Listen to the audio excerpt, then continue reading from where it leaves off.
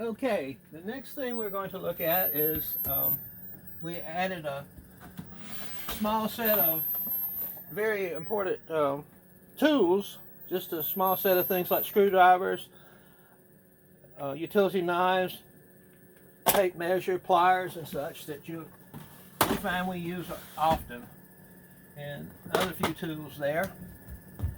In our right over the door, I have a headlamp.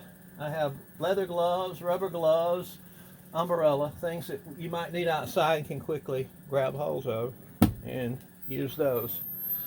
The next thing we're going to look at, speaking of lights, is I'm a bit of a fanatic about lights and gadgets, so most all this stuff is powered by the 18650 batteries. They run all these kind of different lights, and they're rechargeable. They're so good that actually Elon Musk is using them in his Tesla cars. You can run them in these little fans, which I should turn on myself. I'm getting so hot in here. And I use these little fans to test those, but they have other uses. This is a cool little light that uses one. You have to open it up and replace it, but it has a LED light that lasts a long time, magnetic base. It will stand and stick to a table.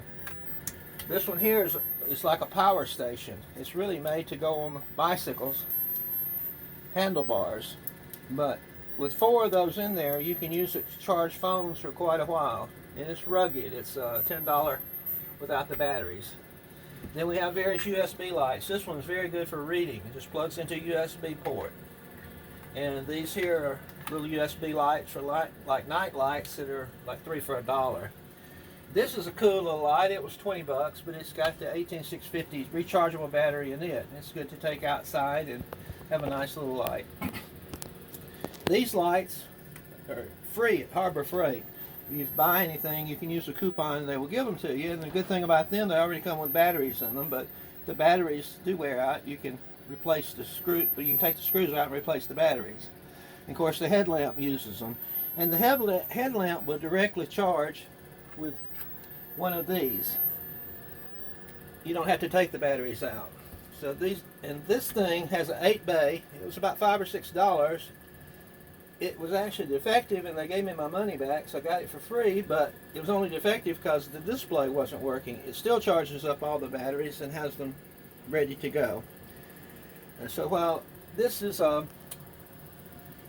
motion detector that will set off alarm or play a tune, it's really versatile. But if you have a pickup and you got things on there like a generator, you may want something to let you know, alarm you, or scare away anybody that might be wanting to take a generator or something off the back of your pickup. I had one on a previous situation. It was about $40, but these are $11. And they have different type of attachments, like they can tell if a window's open and things like that. We have one for a driveway alert. Now here is a gold star thing. These little lights are motion sensors, and they run on 3 batteries, and they cost it. I paid $1 and got each and got a bunch of them, but I think they're 3 for $10 now. We have them all over the motorhome, and like if underneath, well, that one came on. Underneath here, they're magnetic. They stick on, and they don't fall off bouncing down the road. This one here, these are short-lived, but you can just pick those up and walk around, and they stay on. This one is a little bit more expensive, maybe $1 more, but it stays on for about 30 seconds, and they're great at the foot of our bed on each side. So if somebody gets up, the light comes on, and you're not fumbling around in the dark. Underneath here, we have stored water. I'll have to say, this just freaks me out when I see videos of people taking all these cushions off and the board off to get to what's under there. It's a lot of handy storage space. Some people put a drawer here, but I just took the board off, and we can keep 12 gallons of water for drinking and cooking. And while we're talking about the water, I want to make a rant about all the people that put these water filters and water purification systems on their motorhomes. They can spend $250 or even up to $700 or $800 But I will not drink water that's been in an RV holding tank.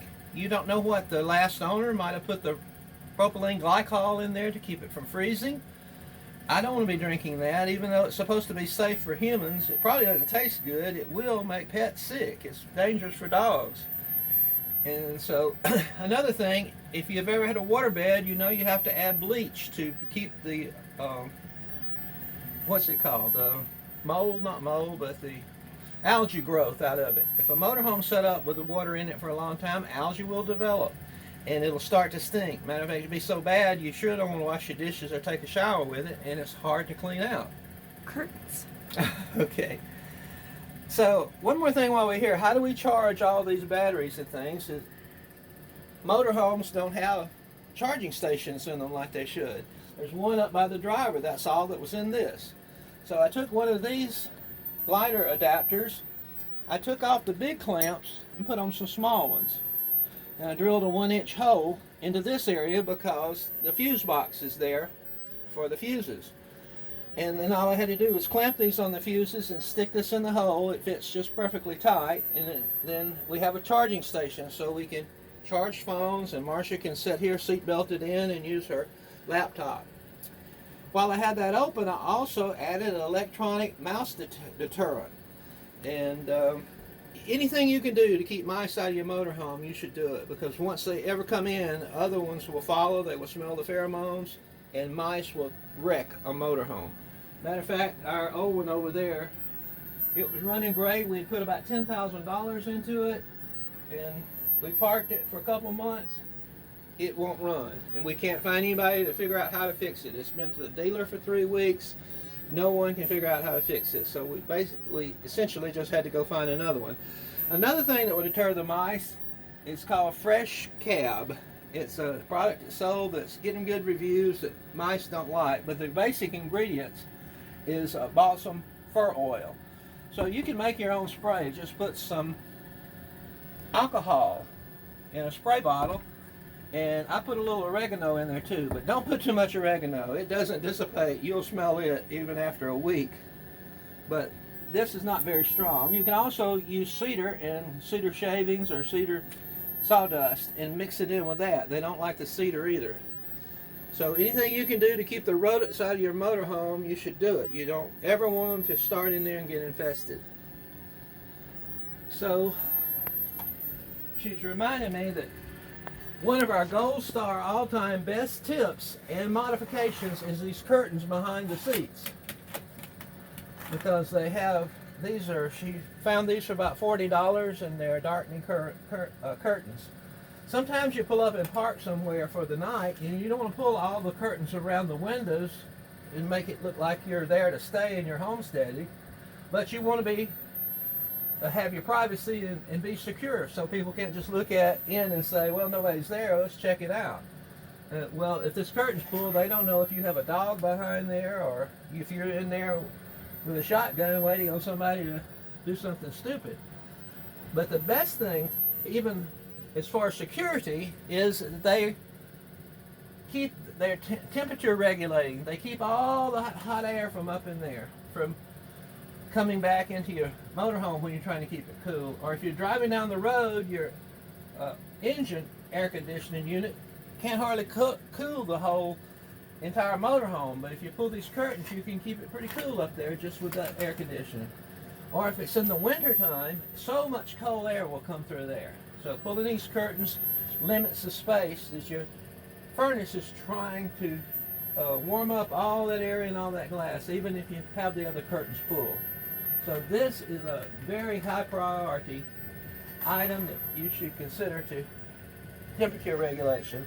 The furnace in the motorhomes doesn't have any control for the airflow, so it's trying to keep all this area just as warm as your bedroom. So you use a lot of extra propane. You can't control that, the vents. But actually, I found a vent reducer. It went from the 4-inch, like dryer style vents, down to a 2-inch vent.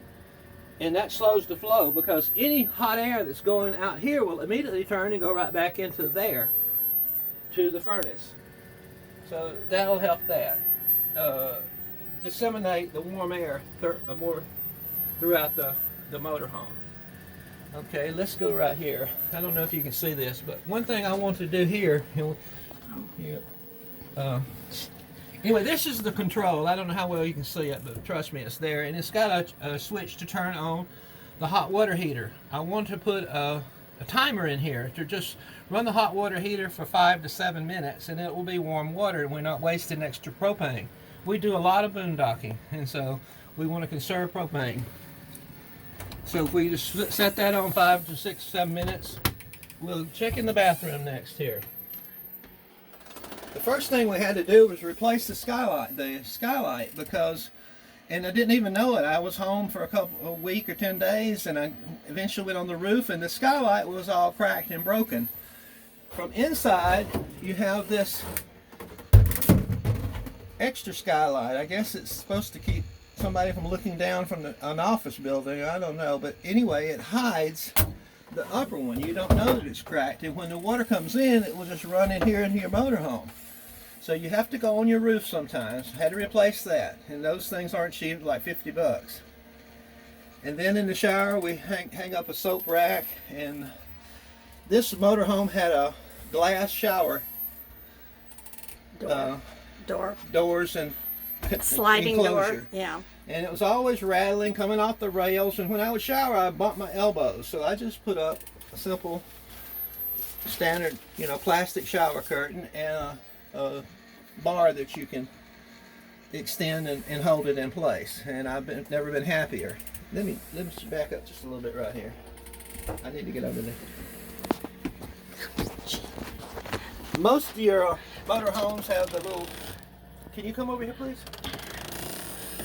Oh, one thing, this is the only place in the motorhome you actually have a switch, a light switch, that you can turn the lights on and on. The rest of them you have to reach up and touch the lights, which Marcia can't. We'll talk about that a little bit more.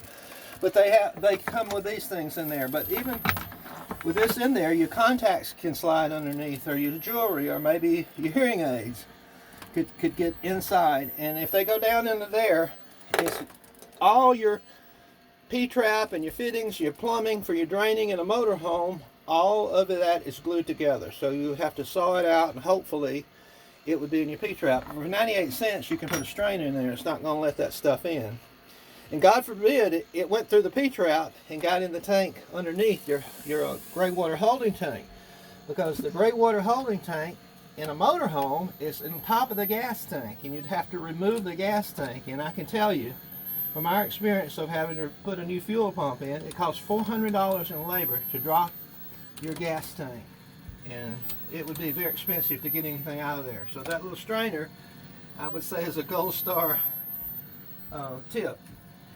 I use these little mirror holders to hold the shower curtain up, and also use them here. This little $3 thing from Walmart, it's helped by one of those little mirror holders. And if you have this bubbly spray, or you want to keep some Windex there, you don't have to be taking it down and putting it back up when you're driving. And this is great for spraying into the toilet. It will help keep it clean.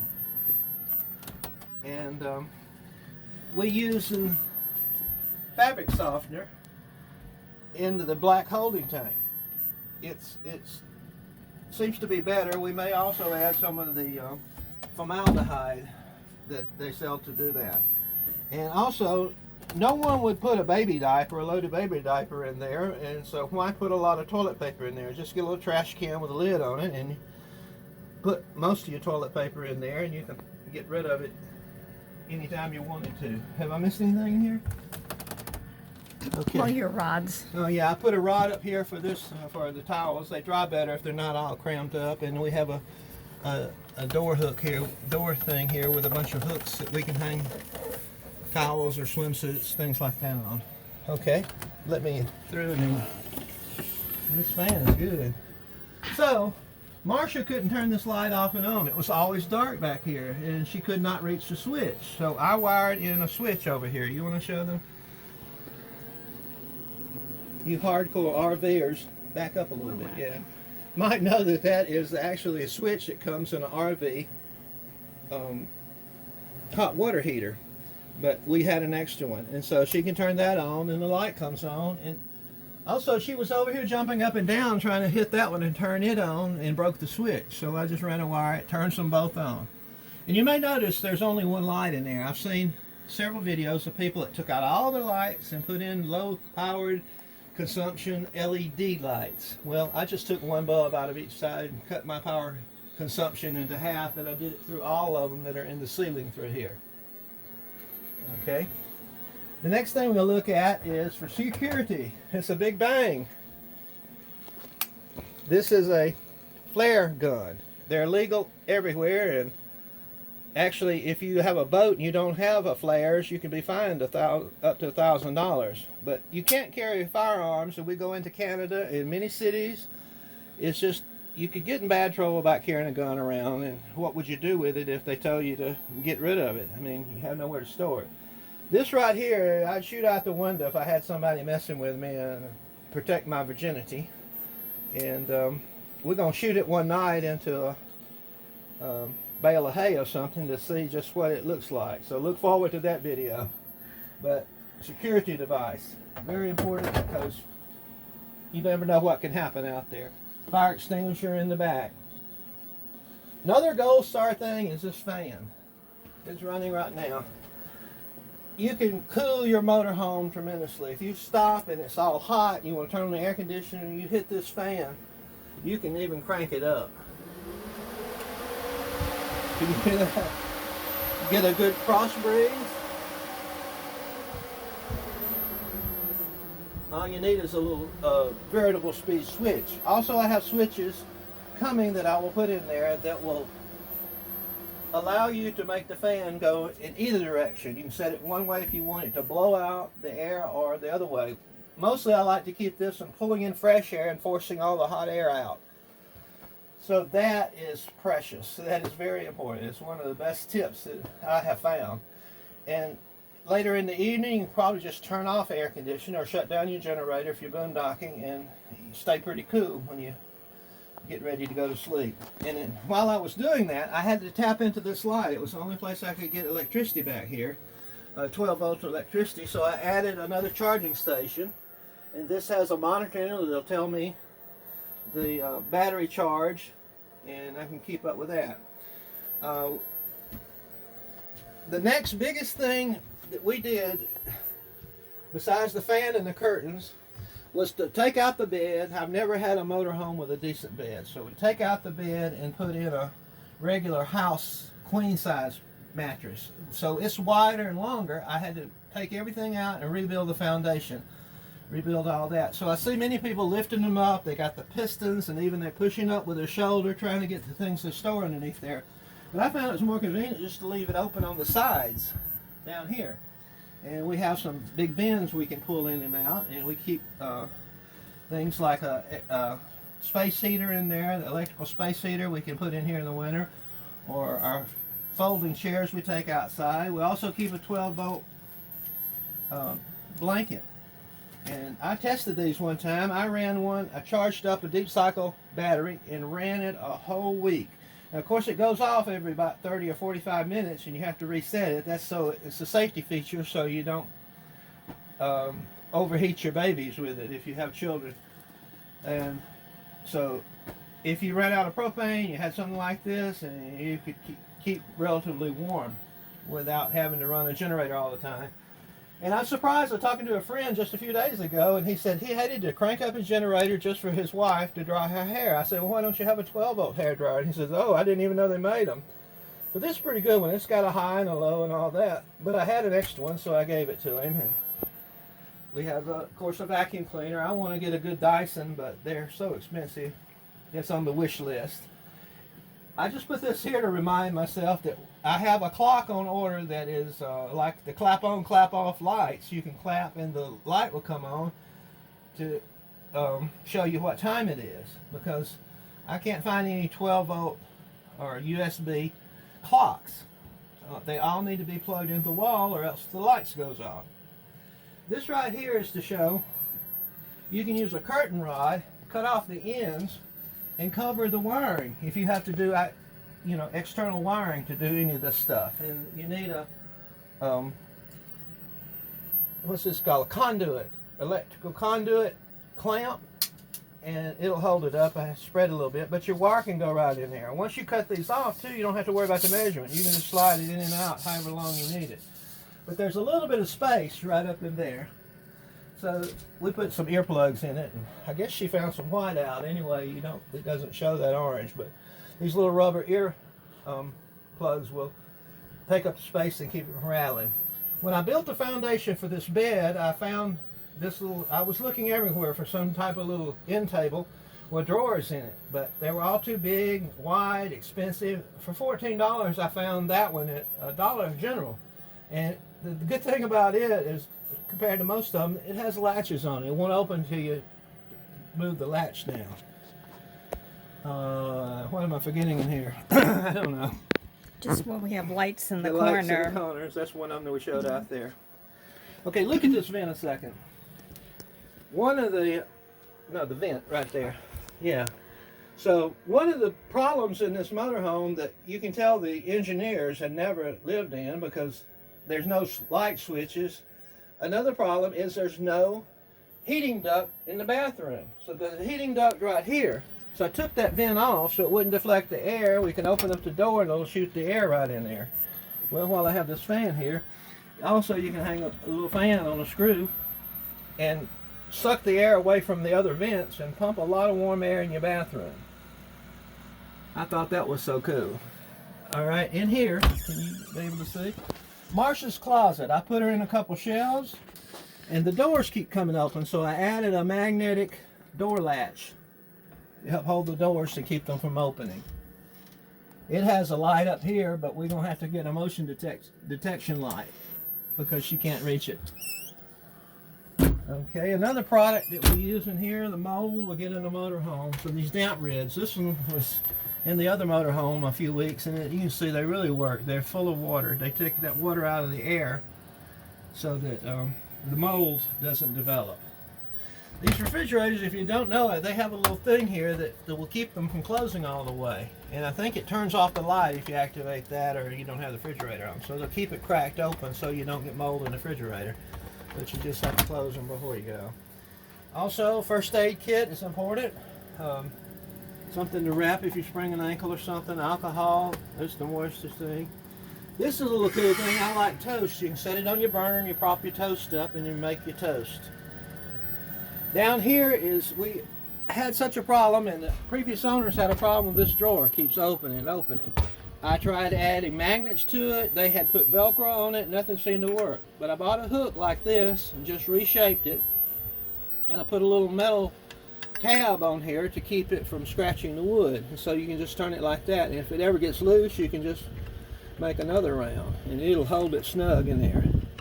That's where we keep pots and pans. And here's a tip on pots and pans.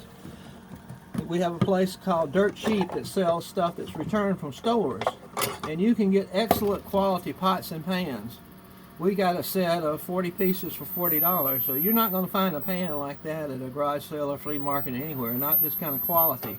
So we have a bunch of those in there. I just cringe when I see people getting ready to go in their RV and they're walking through the house with a basket and trying to collect the things that they need to take that they're going to have to put back in the motorhome. It seems to be so much work when you could put a few things in your motorhome and we like to just go to our refrigerator, load up the milk and the butter and anything cold, bring it to the refrigerator and walk out and leave. We have extra clothes and everything, the cooking utensils, everything we need. Here is another fan these fans, by the way, a fan just like that size, that functions the same way, with the same capacity. Often many videos show that people put them in their bathroom to replace the little fan in the Skylight, the little pop-up vent. But that's $300. This one is a $20 automotive radiator fan. And of course, it's variable speed. And again, when I get the switch, it will be reversible. I can make it blow or pump the cooking smells and things out like that, because there's not really any kind of vent under here. In order to put those in, you can buy a piece of aluminum like that. It's about $12 for 4 feet at Lowe's. to put it up over here to screw in that side, and that side of course can go where the screws are already in the frame. Here's something, I always thought this was just a cutting board too. You just flip it over and cut on it. And I kept seeing all these ladies' videos the women were doing of how they stored their cutting boards. And I was like, well, that must be crazy, and maybe not supposed to use it. And then I think it was yesterday I saw a video when a guy mentioned it was a cutting board. So that gave me confidence I'm crazy. I use utility knives so much I usually leave one sitting out. Okay. Next thing is I put in another charging station right here. If I'm laying on the couch, or if Marsha's over here and she wants to read, she can flip on the USB light. And it also monitors the battery. And in order to put it in, I tapped into this light here and ran the wire down here. And again, I just put the little hole in there and put the lighter adapter inside, so it runs from that light. Here we have a clock with the humidity and the time. Another thing, everybody likes these bins that you put stuff in, especially her, because you can pull the whole bin down. Now, I've seen people, the joy in their hearts and eyes when they found the perfect bin that would fit in there, but then they get so many in there they can't get them out. So you need enough room you can pull them in and out. You know, you can make them look pretty and jam them all up tight, but they're not that functional. Okay, the next thing I did was this sofa had a front piece on it. But once you move it out of the way, you got a lot of storage area. I want to show some of my tools here. What am I doing here?